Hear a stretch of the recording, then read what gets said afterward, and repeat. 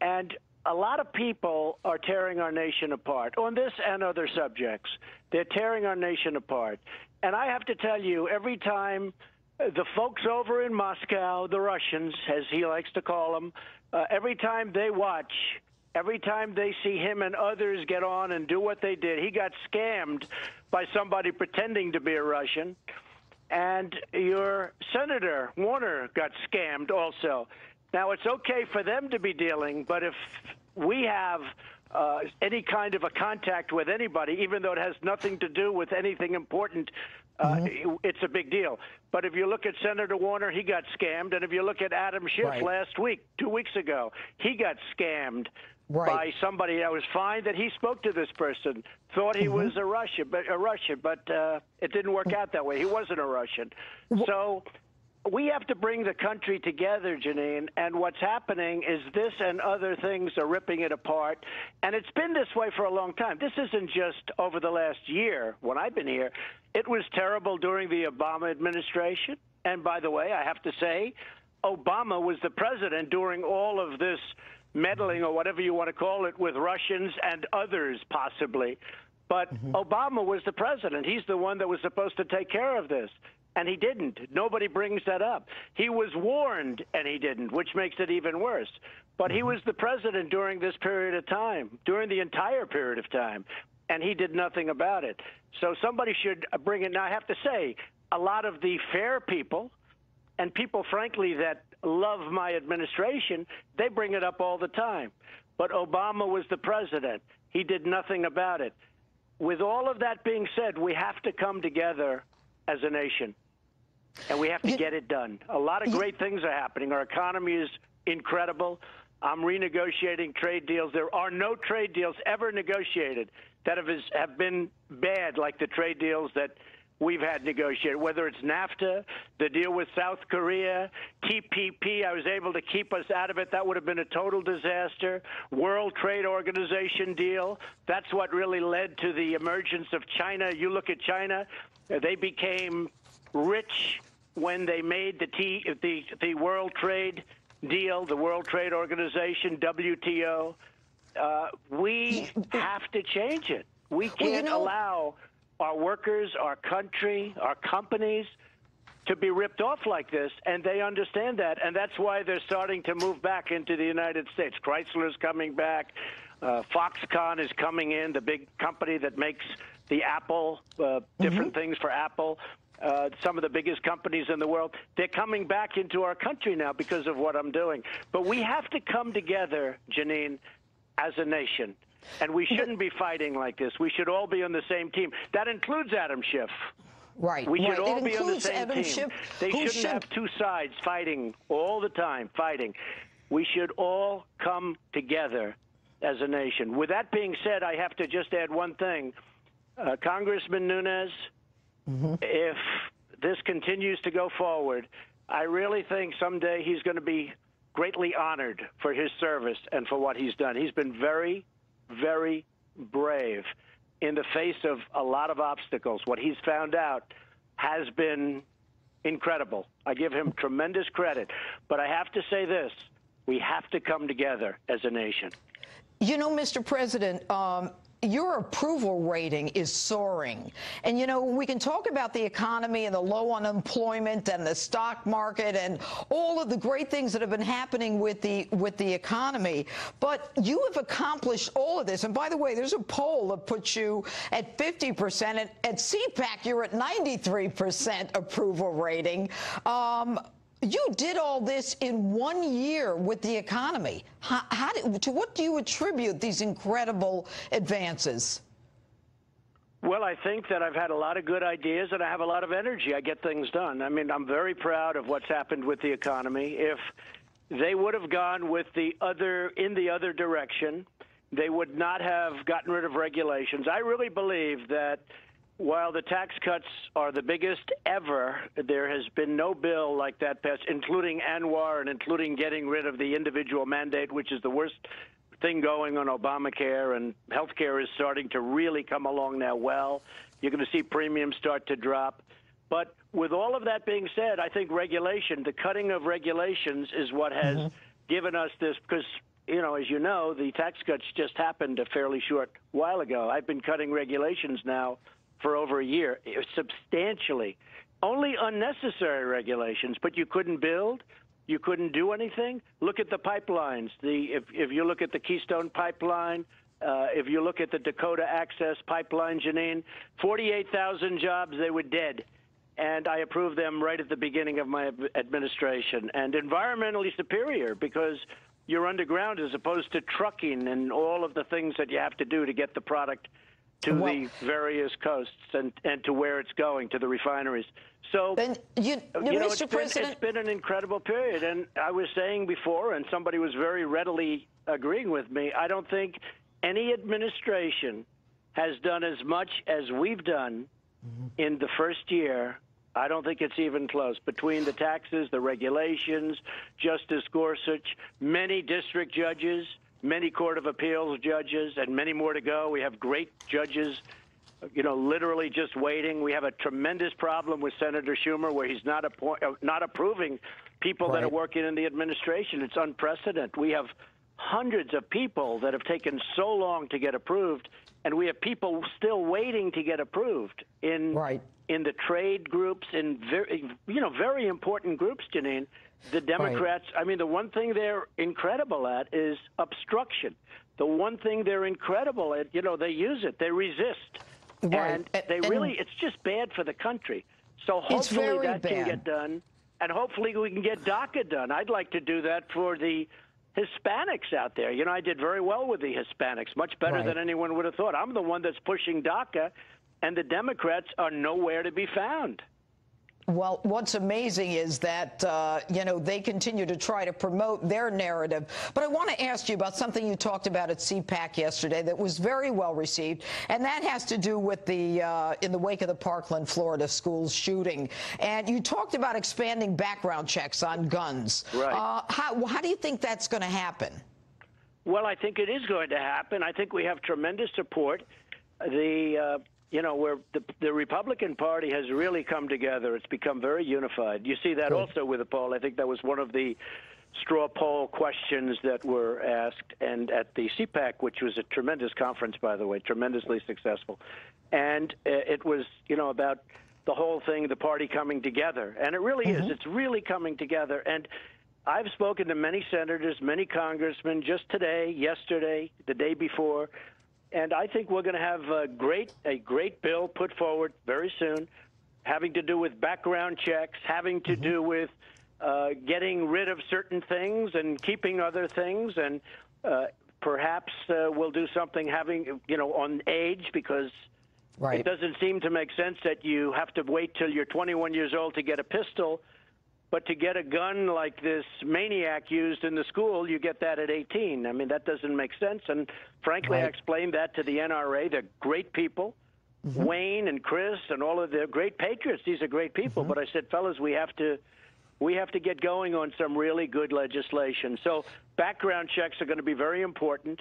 At the same time, there's no bigger champion for the Second Amendment than I am. I'm the champion of the Second Amendment. I don't think there's any question about protection. that. You have to have protection. You see what happened with the police officers that didn't have the guts to go into. I mean, now it turns out, I guess there's 4 of them. 4 of them. Incredible.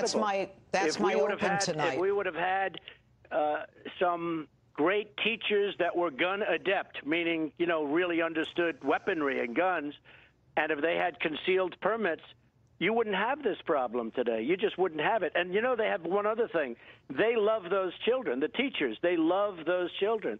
That coach who was so brave, who ran into gunfire to protect the kids, if he had his gun concealed, he'd be alive today. Most of the people would be a whole different story, but he would have been shooting instead of running into somebody totally unarmed who was a maniac.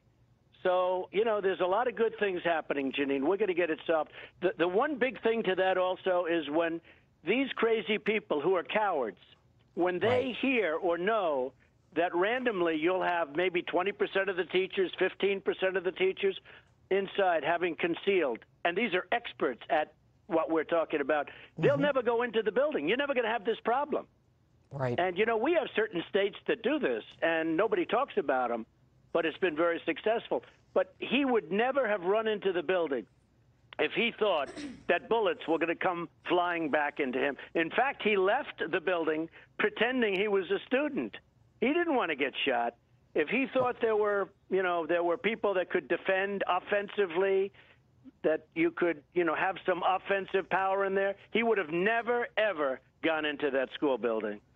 Right. Right. And, the shame of it all, Mr. President, and I know that you have to go, but the idea of those with mental illnesses and psychiatric problems is something that we really have to deal with, because I think one of the common threads of all of these shooters is that they are, mentally deficient, wackadoos, nuts, evil also. Well, that would be a big part of the background checks. We would have a very, very hard section, and we would have a very powerful section on mental illness. And somebody who is mentally ill should not have a weapon, should not have a gun. And that would be covered in the background checks. And I think the NRA is going to be for it. I think that a lot of people, this certainly should be bipartisan, but we're drawing up very strong legislation right now having to do with background checks, mental illness. We're going to have, I think you're going to have tremendous support. It's time. It's time. It's been many years. I'm not here that long, in all fairness. You've had this going on for a long time. It's time to get it done and get it done right. But they have to know that they go into a school with bad intentions, there are big consequences. Good. It's not going to be like it was for this guy, where after he was finished, he walks out with the other students pretending he's a student and got away, except for one very great policeman that in a different town, fairly far away, he said, I think this is the guy they're looking for, and he nabbed him. Pretty good job. In all fairness, that man did a good job. Well, there are some unsung heroes. But they have to know there are consequences. They go into a school, gun-free zone is just, that's like target practice for these guys. They see that, and that's what they want. It's very dangerous. Gun-free zones are very dangerous because the bad guys love gun-free zones, Jeanine. Yeah. Let me ask you one more thing. You talked about adding $700 billion to the military, as I think you said yesterday it was going to hell, something like that. I know that you support the military and you're giving them the resources they need. Are we going to have a parade? Well, I'd like to have a parade. A lot of the generals would like to have a parade to celebrate what we're doing. Our military was very depleted. It was going in the wrong direction. And I want to have, by far, the most powerful military in the world. I want it to be more powerful than we've ever had it. And we need that today, Jeanine. I see what's going on better than anybody. I see what's going on in the world. The world is a tough place, and we want to be stronger than we ever were. And as you know, I got a budget. I would have loved to have cut the budget, but our military has been so badly hurt for so many years, even beyond President Obama. It's been hurt for many, many years and depleted. We had sequester, which is a disaster. And I got $700 billion and $716 billion next year. That will rebuild our military. We'll have a tremendous, updated, the top of the line. There'll be nothing like it. We needed that. But to get that, I was forced to give Democrats, many billions of dollars for things that I would normally not have done. They don't care so much about the military, sadly. They don't care so much about people pouring across the border, MS-13. They're not worried about MS-13. If anything, they want to protect MS-13. And these are vicious people. By the way, these aren't people that use guns. These are people that like using knives because it's more painful.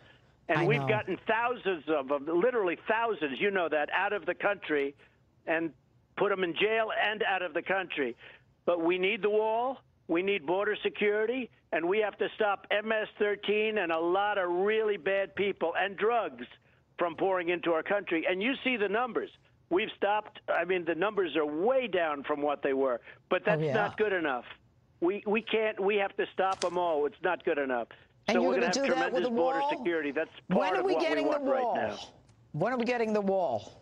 Well, we're going to get the wall. The Democrats have actually agreed to that, but I have to get more. We need other things. We need something to do with chain migration, something to do with visa lottery. I mean, we actually have lottery systems where you go to countries and they do lotteries for who comes into the United States. Now, you know they're not going to have their best people in a lottery because they're not going to put their best people in a lottery. They don't want to have their good people leave.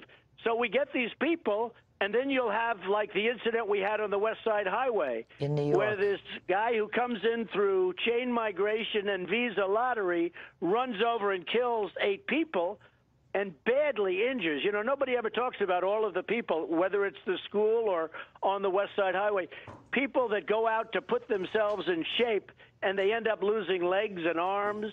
Nobody ever talks about the people that are so horribly hurt and injured. But this guy runs his truck into people, killed 8 people and injured many, and he came in through the system. Well, I don't want that. I want people to come in ultimately. We want people to come in through merit. And you know, we're going to need merit. We need people to come in to our country because we have so many companies now moving in because of the regulations and because of what we did with the massive tax cuts, which is great for the companies, and they're going to hire the people, that we're going to need people to take care of the companies. So, but we want people based on merit, not based on the fact that they're thrown into a bin. And many of those people are not the people you want in the country, believe me. Well, clearly. And if we were to have a parade, I'm stuck on the parade. When do you think we can have this parade? Because I want to go to the parade. Well, I guess we're talking about probably Veterans Day. It's just preliminarily, you know, being discussed. But we're talking about probably Veterans Day. I like July 4th because July 4th in Washington, D.C. would be beautiful. It would be up and down Pennsylvania Avenue. A lot of it would be flyovers. I was at the Bastille Day parade in France with the president of France, very good guy. Oh, okay. And it was quite something. And frankly, I think it's great for spirit. The military loves it. They love the idea. Would have our West Point and Annapolis and the Air Force Academy, Coast Guard Academy, and would have it would be a great representative parade, would have a lot of plane flyovers. I think it would be something great for the spirit of the country. You know, we have a great country, and we should be celebrating our country. So we'll see if we can do it at a reasonable cost, and if we can't, we won't do it. But the generals would love to do it, I can tell you, and so would I. I think it's great for our country in terms of being a cheerleader and the spirit. It's very important.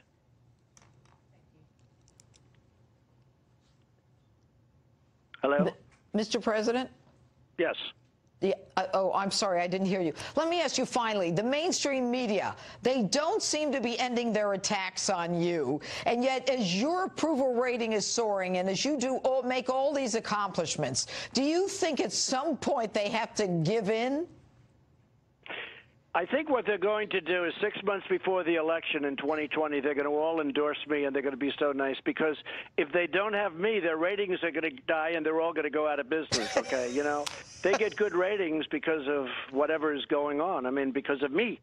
And I think what happens is I'm sure they'll all endorse. You know, I'm being a little sarcastic when I say that, but I expect them all to endorse me and cherish me right up until that point, and then probably after I win, they'll go after me again. But their ratings are good.